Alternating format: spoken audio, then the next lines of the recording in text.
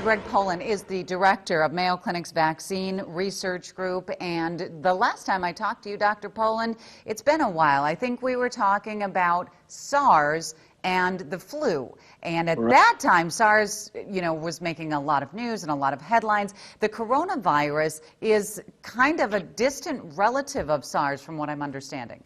You're exactly right. The SARS virus, the MERS virus are relatives of this novel coronavirus. I had read that there is a possibility that the World Health Organization might make this or they might declare it a public health emergency. Are we at that point, and what makes this so it seems imminent? In my opinion, we are. They met today. We've not yet heard. The Director General will make the final decision, but it fits the criteria. This is an extraordinary event. There's a risk to other nations and states. There's international spread, and we need a coordinated international response. Those are the four criteria for declaring what's called a public health emergency of international concern. If this mimics the flu and has a lot of the symptoms of the common cold and the flu, we don't get as scared about the flu, and this one seems pretty scary. What's the difference? Yeah, I think the difference is that the coronavirus has the capability of infecting the lower respiratory tract more easily. Influenza can do that, and that's a less common complication of flu.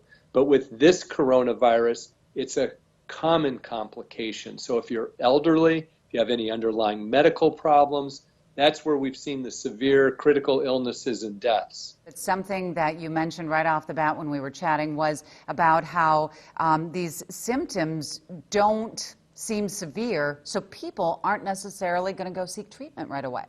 You're exactly right, Betsy, and that's one of the real concerns that I have. The Chinese New Year is about to start. An estimated hundreds of millions of Chinese are going to travel, many out of the country. The incubation period of this virus appears to be such that people can be infected, not have symptoms, travel, and then become symptomatic. And when you look at the difference in travel, say, from SARS in 2002, there's about double the amount of train traffic out of China and about 6 times the amount of airline traffic. Any chance that we're going to see a vaccine for something like this, or is this just way too early to be talking about that? I got to imagine you at least are talking about it with your colleagues. Yeah, we are, and there are other companies and even the NIH who's looking at developing a vaccine. NIH has been working on it for a little while, as have a couple of companies, but I don't think we're going to see a vaccine that would see human use for at least a couple of years. So then what's the treatment, and when do I know to go to a doctor for this? We don't want people flooding into emergency rooms. Great question. There is no treatment other than supportive care. So if you're sick, you stay home. The clue to saying it's time to go in to see my healthcare provider is if you start getting short of breath, fevers that won't go away, coughing, and you're bringing up discolored sputum and things are not improving, those would be reasons to go in. Now, that's probably influenza, but if you add to that having been in China or had contact or exposure to somebody who's known to have this coronavirus infection, that's a reason to get in and be evaluated right away.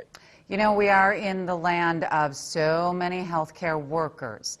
And yes, I want to speak to them directly, because a lot of times we speak directly to the general public. I want to talk to these healthcare workers, and as someone who does, what you do, Dr. Poland, tell me, if I'm going to work at the clinic, how concerned am I? I think your concern would be very, very low. Okay. There's been one case that was transported into the U.S. It's likely we may see others. But this virus, you are well protected by the standard respiratory contact and droplet precautions that we know to take. People that wear the appropriate clothing, wear the appropriate mask, use gloves, take all the respiratory precautions, they're going to be safe.